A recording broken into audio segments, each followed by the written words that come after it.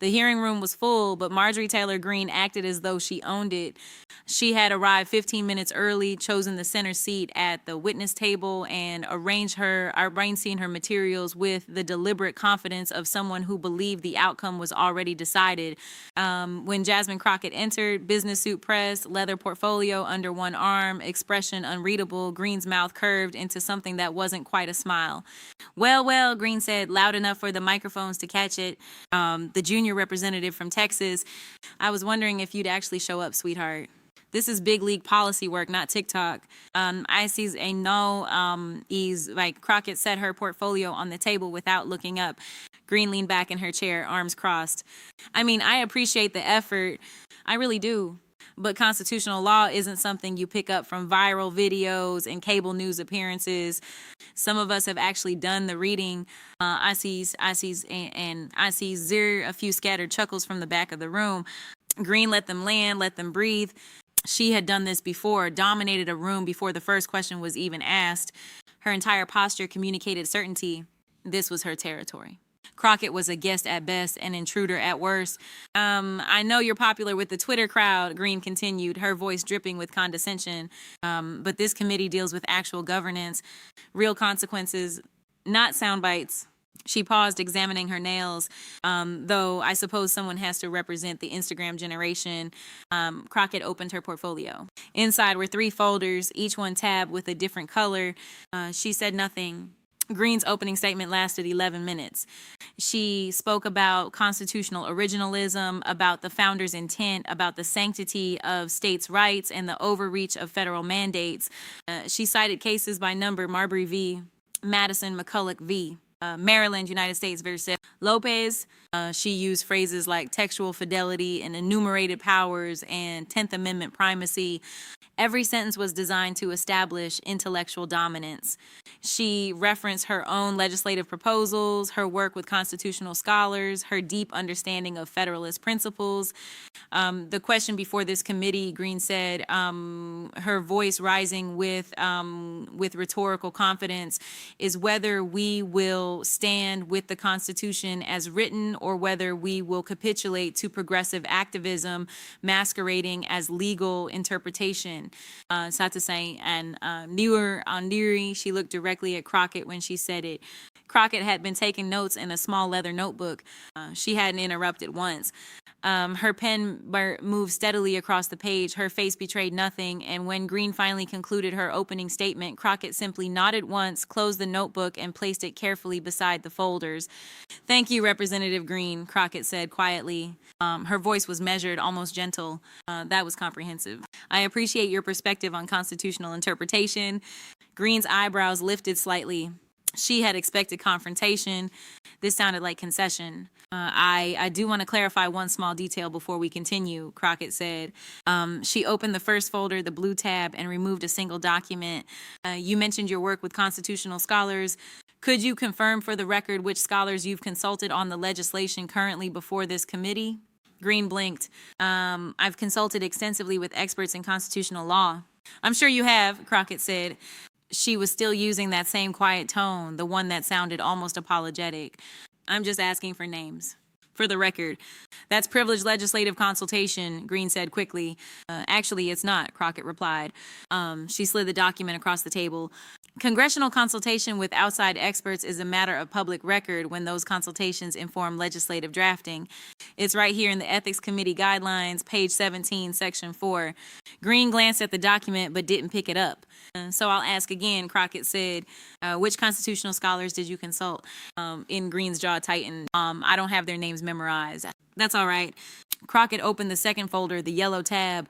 Inside were dozens of pages, each one marked with sticky notes in different colors. I do. She lifted the first page. Professor Michael Ramsey, University of San Diego School of Law.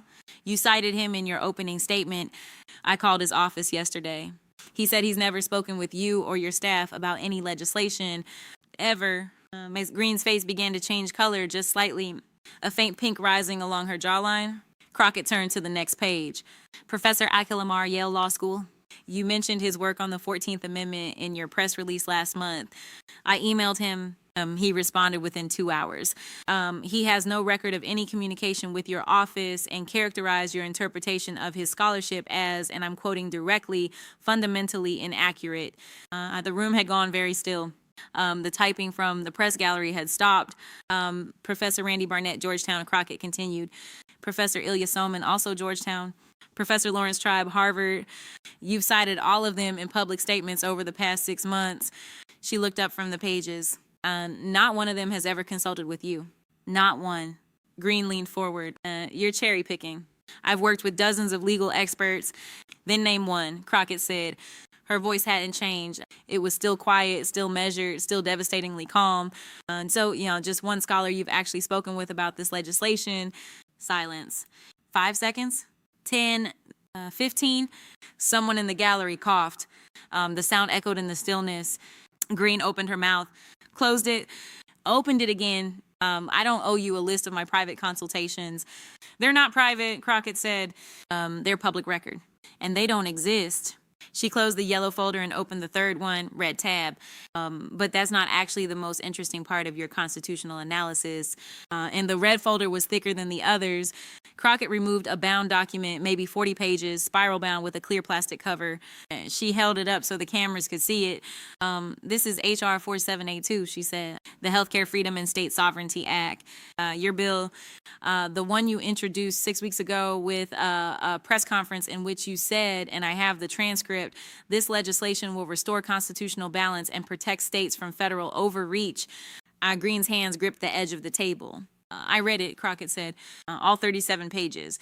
And then I did something you apparently didn't do. I compared it to existing law. I.e., in B, and she opened the bound document. Page 1 was covered in highlighted sections and handwritten notes. Section 2 of your bill prohibits federal agencies from enforcing healthcare mandates in states that opt out. That's your core provision. The constitutional heart of the legislation. Greene nodded curtly. Exactly. 10th Amendment protection, except, Crockett said, is unconstitutional. Not according to progressive activists, according to the Supreme Court, National Federation of Independent Business v. Sebelius 2012. The court held that while Congress cannot compel states to implement federal programs, states cannot nullify federal law within their borders. Your bill does exactly what the court said states cannot do. She turned to the next page. Section 4 grants states the authority to reject federal health care funding while maintaining Medicare reimbursements. That violates South Dakota v. Dole 1987, which established that conditional federal spending is constitutional as long as the conditions are clearly stated. Your bill tries to separate the condition from the consequence. The Supreme Court already ruled that's impermissible. Greene's voice rose. You're twisting the legal analysis. Section 7, Crockett continued, her voice unchanged, allows states to criminalize enforcement of federal health care regulations within state boundaries. That's nullification. It was rejected in Cooper v. Aaron 1958. It was rejected in Bush v. Orleans Parish School Board 1960. It was rejected in every major federalism case for the past 70 years. She closed the document and set it gently on the table. Your bill doesn't restore constitutional balance, Representative Greene. It violates the Constitution in at least 6 separate ways. And every single violation is covered in first-year constitutional law.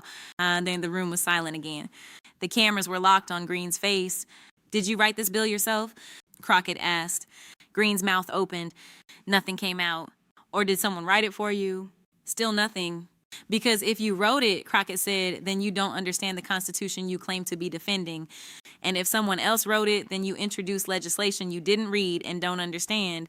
And she paused. So which is it? 23 seconds of absolute silence followed. Crockett didn't feel it.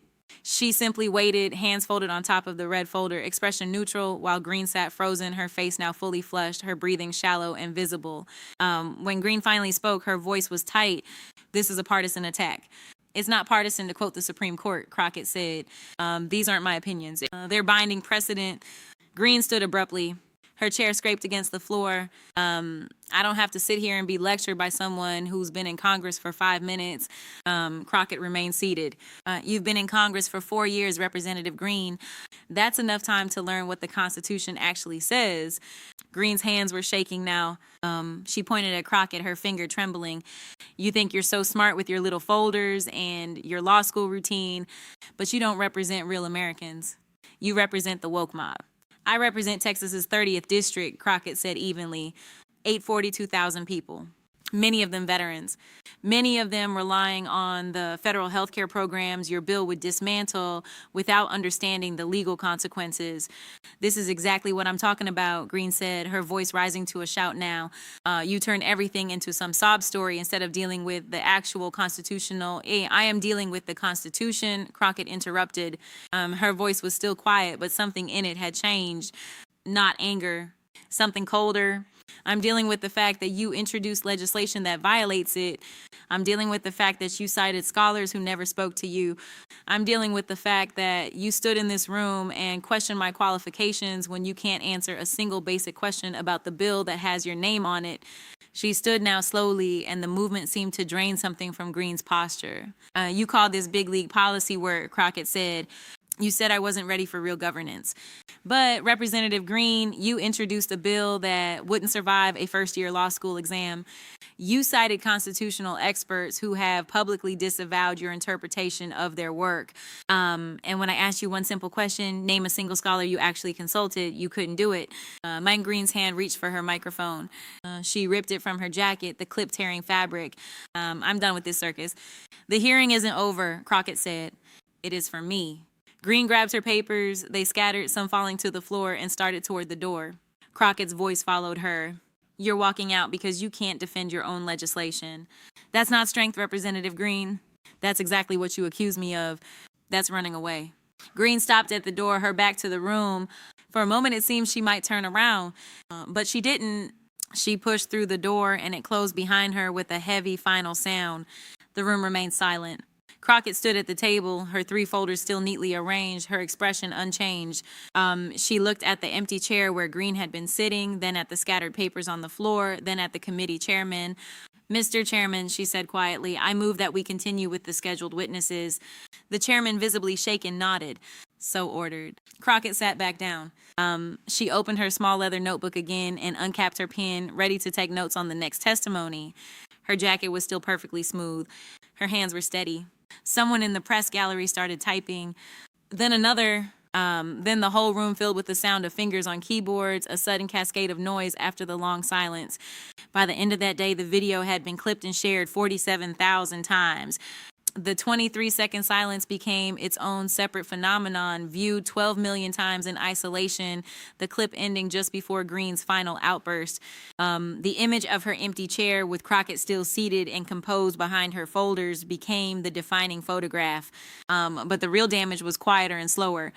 Over the following week, 8 constitutional law professors issued public statements clarifying that they had never consulted with Greene on any legislation. 3 legal organizations formally requested that she withdraw H.R. 4782 pending constitutional review. The bill was quietly pulled from committee consideration. Greene never returned to, a committee hearing with Crockett present. She claimed scheduling conflicts, prior commitments, constituent obligations. But everyone who had been in that room understood what had actually happened.